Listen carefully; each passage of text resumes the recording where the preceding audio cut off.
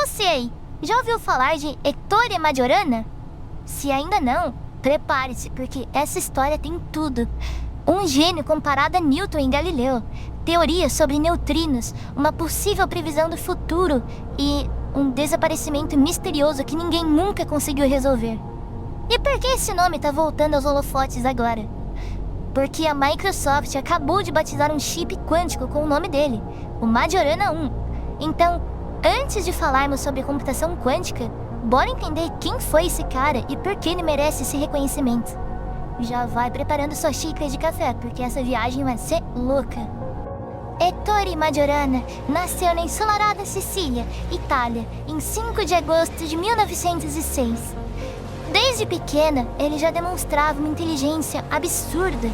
Dizem que ele conseguia multiplicar números de 3 dígitos de cabeça, como se estivesse brincando. A família Majorana era rica e muito respeitada, e Ettore cresceu cercado por oportunidades.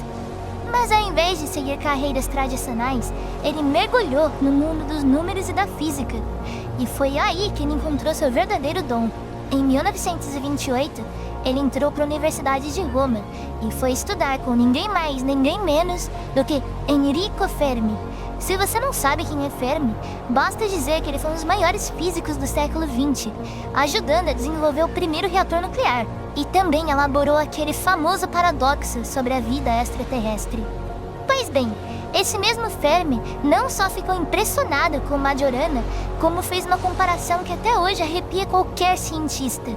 Existem várias categorias de cientistas no mundo. Os de segunda ou terceira categoria fazem o seu melhor, mas nunca chegam muito longe.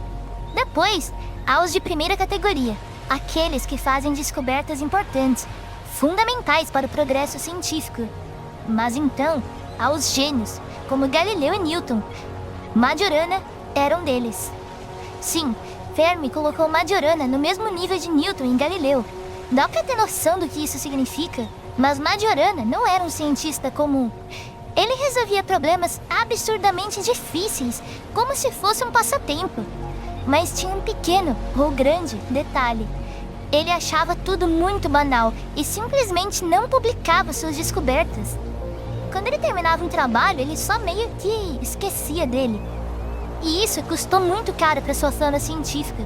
Por exemplo, em 1932, Joliot e Curie descobriram uma partícula neutra misteriosa. Majorana sacou na hora que se tratava de uma partícula com massa próxima à do próton. Basicamente, ele previu a existência do nêutron antes de qualquer um. Mas ele publicou? Não. E quem levou o crédito? James Chadwick, que depois ganhou o Nobel por isso. E não para por aí. Majorana também entendeu que o núcleo do átomo era feito de prótons e nêutrons antes de todo mundo, mas ficou quietinho. Resultado? Heisenberg publicou sobre a mesma teoria e adivinha só? Nobel. Mesmo assim, suas contribuições para a física foram gigantescas. Ele desenvolveu a equação de Majorana e previu a existência dos chamados férmions de Majorana, partículas que são suas próprias antipartículas. Mas peraí, o que isso significa exatamente, Cerami?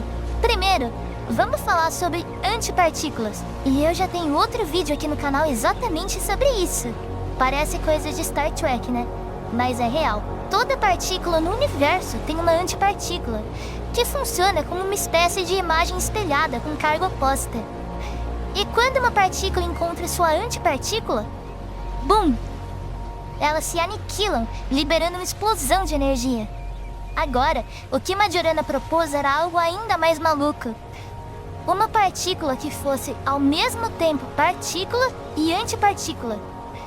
Isso significa que, ao invés de se destruir ao encontrar sua própria contraparte, ela simplesmente existe nesse estado único, desafiando nossa compreensão clássica da matéria. Mas, e a computação quântica? Onde entra nisso? Bom, o maior desafio dos computadores quânticos é manter a delicada superposição dos qubits. Eles são incrivelmente sensíveis ao ambiente. Qualquer mínima interferência pode fazer com que percam suas propriedades quânticas, resultando em erros. É como tentar equilibrar um castelo de cartas no meio de um furacão, basicamente. E é aí que os férmions de Majorana entram como um verdadeiro escudo quântico. Como eles são suas próprias antipartículas, possuem uma estabilidade única que protege as informações quânticas do caos ao redor. Isso torna possível construir computadores quânticos muito mais robustos e confiáveis. Agora vem a parte incrível. A Microsoft conseguiu descobrir como usar os férmions de Majorana para estabilizar qubits, incorporando essa ideia no chip Majorana 1. Um feito impressionante de engenharia e um testemunho do impacto duradouro do trabalho de Ettore Majorana. Um cientista que, mesmo após quase um século, ainda está moldando o futuro da tecnologia. Agora, ok, voltando à sua história, que está prestes a tomar um rumo bem misterioso. Em 1938, seu talento era tão reconhecido que ele se tornou professor titular da Universidade de Nápoles, sem precisar prestar nenhum exame, algo que simplesmente não acontecia na Itália. Mas no mesmo ano, pouco depois disso, algo aconteceu. E Majorana simplesmente sumiu, sem deixar rastros, sem explicação. E é aí que começa um dos maiores mistérios da ciência. Bom, pouco antes de desaparecer, ele sacou todo o dinheiro da conta, escreveu cartas misteriosas para colegas e embarcou no navio de Nápoles para Palermo. E depois, puf, nunca mais foi visto. As cartas deixaram um mistério maior. Numa delas, ele dizia que havia tomado uma decisão inevitável. Parecia um bilhete de despedida, mas logo depois enviou um telegrama dizendo que voltaria no dia seguinte. Ele tentou ir de arrasta pra cima e mudou de ideia. Foi sequestrado ou simplesmente fugiu para começar uma nova vida. A primeira teoria foi realmente suicídio. Majorana tinha um histórico de crises nervosas e muitos acreditam que ele pode ter pulado do navio naquela noite fatídica. Mas tem um problema, o corpo dele nunca apareceu.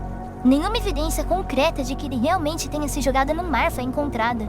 Outra hipótese é que ele tenha se refugiado em um mosteiro, tentando fugir do mundo e do avanço da física nuclear, que naquela época já começava a apontar para algo terrível, a criação da bomba atômica. Alguns acreditam que Majorana teve um verdadeiro dilema moral e escolheu se afastar completamente da ciência para evitar que o seu conhecimento fosse usado para destruição. Mas a teoria mais famosa, ele pode ter fugido para cá, para América do Sul. Nos anos 50, testemunhas afirmaram ter visto um homem extremamente parecido com Majorana na Venezuela. E em 2015, o Ministério Público da Itália até declarou oficialmente que ele viveu no país, na Venezuela, entre 1955 e 59. Mas será que era realmente ele? Ou só alguém parecido? Agora, há teorias dignas de um filme de espionagem. E se Majorana não desapareceu por vontade própria? Alguns especulam que ele pode ter sido sequestrado por agentes de algum governo interessado no seu conhecimento. Afinal, a gente tá falando do final da década de 30, um período de extrema tensão política e uma corrida armamentista acirrada. O que aconteceria se um físico brilhante, capaz de prever avanços nucleares e quânticos, fosse capturado por uma potência estrangeira? Alguns acreditam que ele pode ter sido forçado a trabalhar em segredo para algum governo, seja na Alemanha ou até mesmo em projetos ultra secretos dos Estados Unidos. Bom, no final das contas, não existe uma resposta definitiva.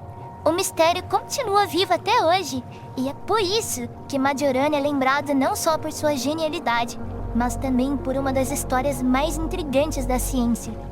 E por que isso tudo importa até hoje? Porque um cientista que desapareceu há quase 100 anos pode estar prestes a revolucionar o futuro da tecnologia. As partículas de Majorana podem ser a chave para a computação quântica. E agora, a Microsoft está apostando exatamente nisso com o chip Majorana 1.